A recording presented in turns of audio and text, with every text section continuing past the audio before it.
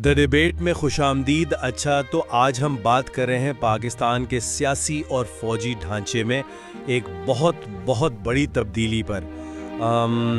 حال ہی میں 27ویں آئینی ترمیم ہوئی ہے جس کے ذریعے فیلڈ مارشل سید عاصم منیر کو ملک کا پہلا چیف آف ڈیفنس فورسز بنایا گیا ہے، اور ظاہر ہے یہ ایک ایسا قدم ہے جس کے اثرات بہت دور تک جائیں گے۔ بالکل، اور یہی آج ہماری گفتگو کا مرکز بھی ہے۔ مطلب سوال یہ اٹھتا ہے کہ کیا یہ نیا نظام جسے کچھ لوگ ہائیبرڈ پلس کا نام دے رہے ہیں واقعی پاکستان کو استحکام اور آپ کہہ لیں کہ معاشی بحالی کی طرف لے جائے گا، یا پھر یہ جمہوری اداروں کی قیمت پر فوجی بالادستی کو آئین کا حصہ بنانے کے مترادف ہے؟ میرا موقف تو بہت واضح ہے۔ میں سمجھتا ہوں کہ یہ تبدیلی پاکستان کو جو سنگین چیلنجز درپیش ہیں ان سے نمٹنے کے لیے ایک ضروری اور ایک مثبت قدم ہے۔ یہ سول ملٹری تعلقات میں ہم آہنگی کا ایک نیا باب شروع کرے گی جو ملک کو آگے لے جانے کے لیے ناگزیر ہے۔ اور میں یہ دلیل دوں گی کہ یہ آئینی ترمیم دراصل ایک آئینی بغاوت ہے۔ یہ پاکستان کو ایک شخص کی حکمرانی کی طرف لے جا رہی ہے جہاں ایک فوجی افسر کو ایسے اختیارات دے دیے گئے ہیں جن پر کوئی روک ٹھوک نہیں، اور انہیں تاحیات قانونی تحفظ بھی حاصل ہے۔ دیکھیں، میرے خیال میں اس مسئلے کو سمجھنے کا ایک ہی طریقہ ہے، اور وہ یہ کہ ہم زمینی حقائق کو تسلیم کریں۔ اس نئے نظام کو ہائیبرڈ پلس اس لیے کہا جا رہا ہے کیونکہ پچھلے نظام کے برعکس جہاں فوج کا کردار غیر رسمی یا پردے کے پیچھے تھا، اب 27ویں ترمیم کے ذریعے اس کردار کو آئینی اور آپ کہہ لیں کہ رسمی شکل دے دی گئی ہے۔ یہ پلس دراصل آئینی تحفظ ہے۔ بات یہ کہ یہ پاکستان کی تاریخ میں جو دہائیوں سے سول ملٹری کشیدگی چلی آ رہی ہے نا، یہ اس کا ایک عملی حل ہے۔ ہم نے دیکھا ہے ماضی میں بے نظیر بھٹو ہوں، نواز شریف یا عمران خان، جب بھی سول اور فوجی قیادت میں اختلاف پیدا ہوا ملک عدم استحکام کا شکار ہوا۔ یہ نیا ڈھانچہ اسی عدم استحکام کو ختم کرنے کے لیے بنایا گیا ہے۔ وزیر اعظم شہباز شریف خود کہتے ہیں کہ وہ اور فیلڈ مارشل عاصم منیر ہر قومی مسئلے پر ایک پیج پر ہیں۔ اور دیکھیں، یہ کوئی غیر آئینی قدم نہیں ہے۔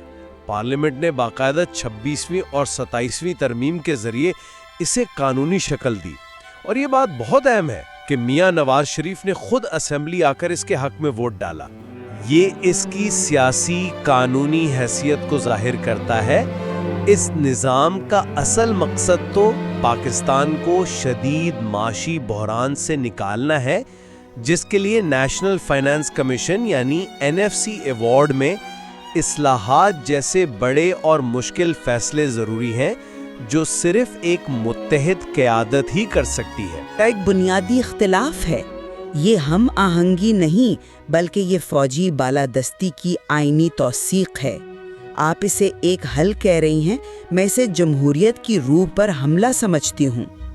27ویں ترمیم نے فوج کے سربراہ کو ملک کا ڈی فیکٹو لیڈر یعنی عملی طور پر ایک بادشاہ بنا دیا ہے۔ ذرا اختیارات کی فہرست تو دیکھیں۔ چیف آف ڈیفنس فورسز کو جوہری ہتھیاروں پر مکمل کنٹرول، تمام اہم عہدوں پر تقرریوں کا اختیار، اور سب سے بڑھ کر یہ کہ 5 ستارہ جرنیلوں کو تاحیات قانونی کارروائی سے استثناء مل گیا ہے۔ کیا دنیا کے کسی بھی جمہوری ملک میں ایسا ہوتا ہے؟ یہ اقدامات ہمیں سیدھا جنرل ایوب خان، ضیاء الحق اور پرویز مشرف کے دور میں واپس لے جاتے ہیں، جنہوں نے آئین کو مطلب اپنے ذاتی اختیارات کو مضبوط کرنے کے لیے ایک ٹیشو پیپر کی طرح استعمال کیا۔ اور جہاں تک سیاسی قانونی حیثیت کا سوال ہے، تو کیا ہم اس حقیقت کو نظر انداز کر سکتے ہیں کہ ملک کی سب سے بڑی اپوزیشن جماعت پاکستان تحریک انصاف نے نہ صرف اس بل کو مسترد کیا بلکہ اسمبلی میں اس کی کاپیاں تک پھاڑ دیں؟ یہ ظاہر کرتا ہے کہ اس پر کوئی قومی اتفاق رائے نہیں ہے بلکہ اسے طاقت کے زور پر مسلط کیا گیا ہے۔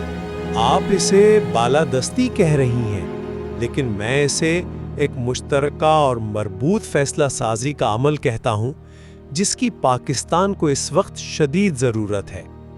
وزیر اعظم شہباز شریف کا یہ کہنا کہ وہ ایک پیج پر ہے کوئی معمولی بات نہیں۔ اس کا مطلب ہے کہ خارجہ پالیسی ہو، معیشت ہو یا IMF کے ساتھ مذاکرات، ہر بڑے فیصلے پر مکمل اتفاق رائے موجود ہے۔ ماضی کی کشیدگی نے ہمیں کیا دیا ہے؟ صرف عدم استحکام اور پالیسیوں کا ادھورا رہ جانا۔ یہ ہم آہنگی اس چکر کو توڑے گی۔ جب ملک معاشی دیوالیے پن کے دہانے پر کھڑا ہو تو غیر معمولی حالات غیر معمولی اقدامات کا تقاضا کرتے ہیں۔ میں معافی چاہتی ہوں لیکن میں اس بات سے بالکل اتفاق نہیں کرتی۔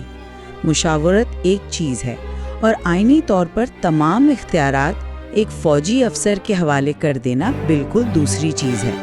آئین کا آرٹیکل 243 واضح طور پر کہتا تھا کہ مسلح افواج پر کنٹرول وفاقی حکومت کا ہوگا، لیکن اس ترمیم نے اس آرٹیکل کی لوپ کو ہی ختم کر دیا ہے اور سارے اختیارات ایک شخص کی ذات میں مرکوز کر دیے ہیں۔ اور اس کی سب سے بڑی مثال chairman joint chiefs of staff committee کے عہدے کا خاتمہ ہے۔ یہ عہدہ علامتی صحیح، لیکن یہ تینوں مسلح افواج کے درمیان ایک ادارہ جاتی چیک اور کوارڈینیشن کی علامت تھا۔ اسے ختم کر کے یہ پیغام دیا گیا ہے کہ اب کوئی مشترکہ کنٹرول نہیں، صرف ایک شخص کا حکم چلے گا۔ یہ ہم آہنگی نہیں، یہ اختیارات کا بے مثال ارتکاز ہے۔ آپ جس نقطے کو اختیارات کا ارتکاز کہہ رہے ہیں، میں اسے جدید دور کے تقاضوں کے مطابق ایک ضروری اصلاح سمجھتا ہوں۔ آج کے دور میں جنگیں صرف زمین پر نہیں لڑی جاتی۔ نیوی، ایئر فورس اور آرمی الگ الگ کام نہیں کر سکتی۔ ان سب کو سائبر سپیس اور دیگر جدید محاذوں پر ایک مربوط حکمت عملی کے تحت کام کرنا ہوتا ہے۔ Chairman joint chiefs of staff committee کے پاس ایگزیکٹو اتھارٹی نہ ہونے کی وجہ سے یہ انٹیگریشن کبھی مؤثر طریقے سے ہو ہی نہیں سکی۔ تو چیف آف ڈیفنس فورسز کا نیا عہدہ اسی کمی کو پورا کرنے کے لیے بنایا گیا ہے تاکہ قومی دفاع کو مزید مضبوط اور مؤثر بنایا جا سکے۔ یہ کسی شخص کو طاقتور بنانے کے لیے نہیں، بلکہ دفاعی نظام کو جدید بنانے کے لیے کیا گیا ہے۔ چلیں ایک لمحے کے لیے آپ کی دفاعی ضرورت کی بات مان لیتے ہیں، لیکن اس کی قیمت پر آپ عدالتی اور آئینی اداروں کو تو تباہ نہیں کر سکتے۔ اس ترمیم کا سب سے خطرناک پہلو سپریم کورٹ سے آئینی مقدمات سننے کا اختیار چھین لینا ہے اور اس کی جگہ ایک نئی فیڈرل آئینی عدالت کا قیام۔ اس نئی عدالت کے ججوں کا تقرر وزیر اعظم کریں گے، جو ظاہر ہے کہ چیف آف ڈیفنس فورسز کی مشاورت سے ہوگا۔ یہ تو عدلیہ کی آزادی پر سیدھا حملہ ہے۔ جمہوریت کا بنیادی اصول اختیارات کی تقسیم ہے نا؟ یعنی مقننہ انتظامیہ اور عدلیہ اپنے اپنے دائرہ کار میں آزاد ہوں۔ یہ اقدام اس پورے اصول کو تباہ کر رہا ہے۔ اس کا صاف مطلب یہ ہے کہ ایک ایسا عدالتی نظام بنایا جا رہا ہے جو مستقبل میں انہیں آئینی ترامیم کو کبھی چیلنج نہ کر سکے۔ یہاں میں آپ کی بات کو تھوڑا چیلنج کرنا چاہوں گا۔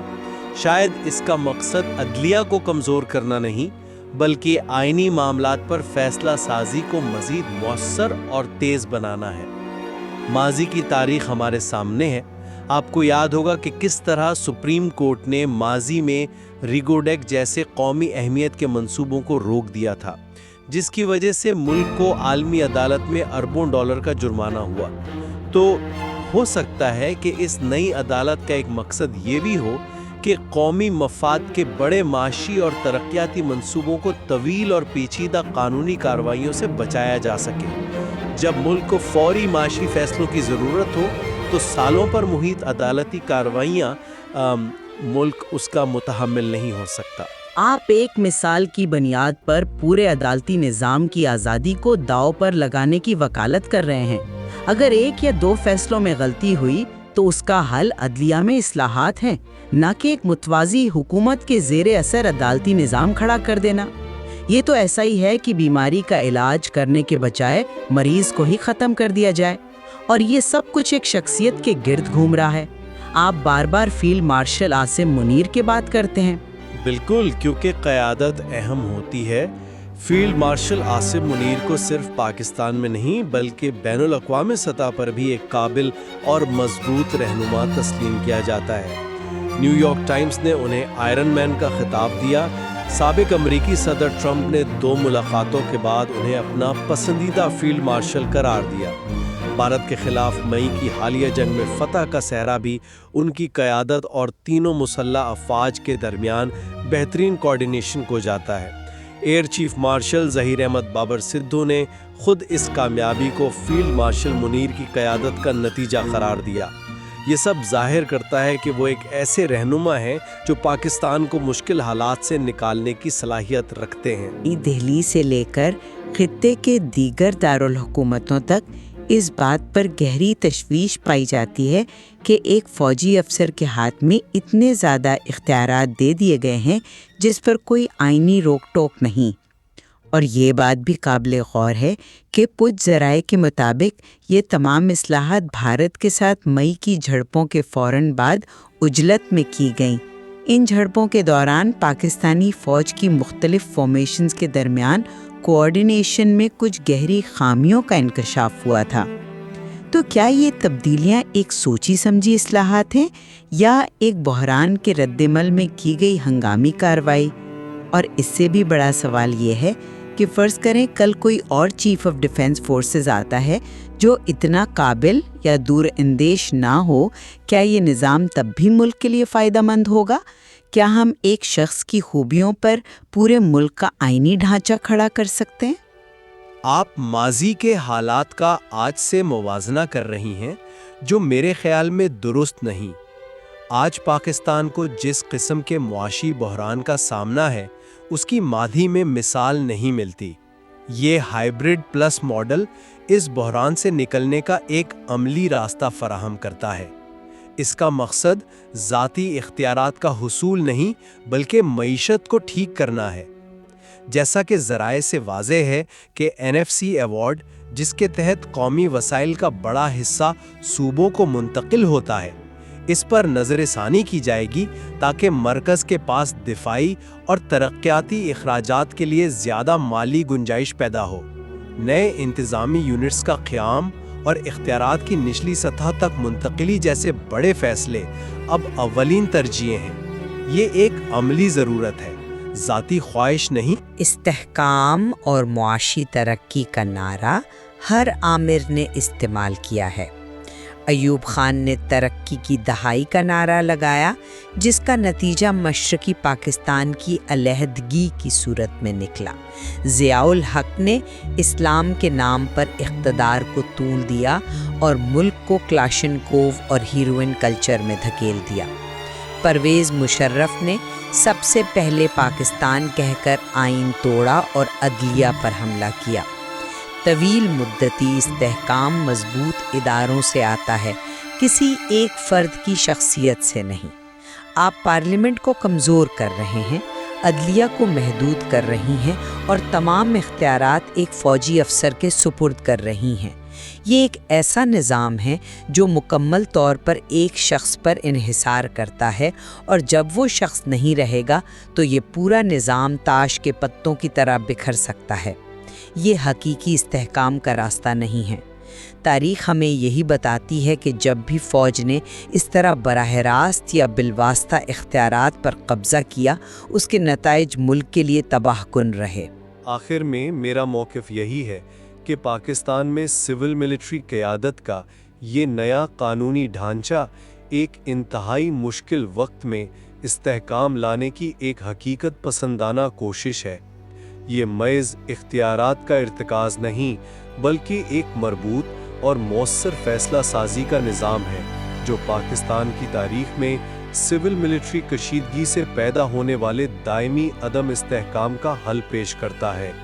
یہ ماضی کی غلطیوں سے سیکھ کر بنایا گیا ایک ایسا نظام ہے جو ملک کو معاشی اور دفاعی طور پر مضبوط بنانے کے لیے ضروری ہاں آہنگی فراہم کرتا ہے۔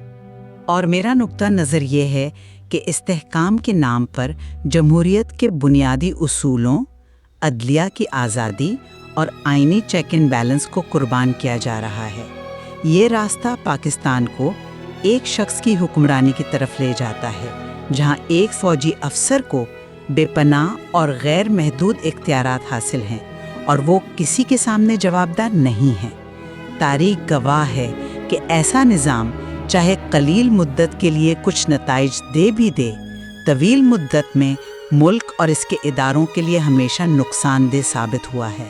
آج کی اس گفتگو سے یہ بات بالکل واضح ہے کہ پاکستان کی حالیہ آئینی ترامیم کو دو بالکل مختلف زاویوں سے دیکھا جا سکتا ہے۔